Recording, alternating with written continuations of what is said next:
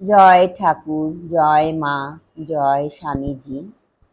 আজ আমরা আলোচনা করব আজও কেন মা শারদা আমাদের জীবনে এত প্রয়োজনীয়।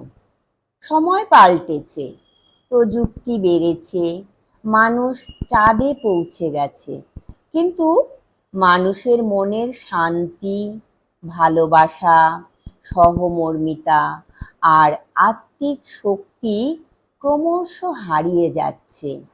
এই জায়গাতেই মা সারদা দেবী আজও আমাদের পথের আলো।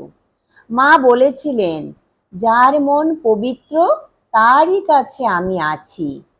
এই এক বাক্যের মধ্যেই লুকিয়ে আছে আজকের যুগের শ্রেষ্ঠ মন্ত্র।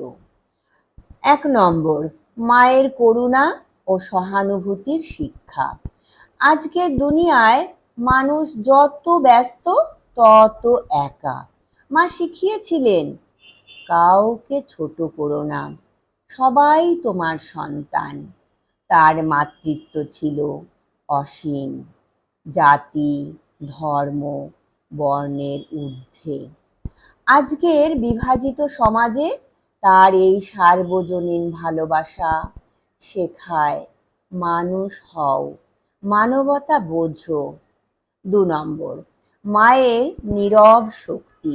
মা কখনো বক্তৃতা দেননি, তবুও তার নীরব উপস্থিতি এক বিশাল শক্তি।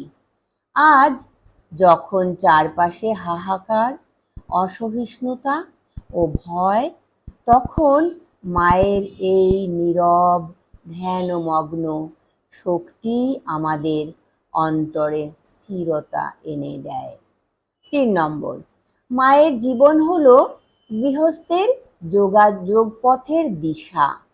তিনি দেখিয়েছিলেন, সংসারেই ঈশ্বরকে পাওয়া যায়।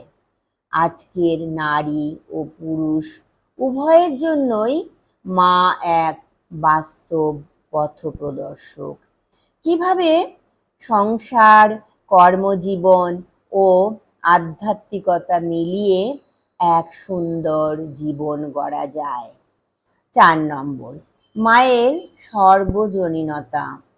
তিনি বলেছিলেন, যে যা ধর্ম মানে তাই যেন মেনে চলে, কিন্তু কাউকে ছোট না করে। আজকের ধর্মীয় সংঘর্ষের পৃথিবীতে এই শিক্ষা এক অমৃত বাণী। ৫ নম্বর, মায়ের মমতা আজও জীবন্ত।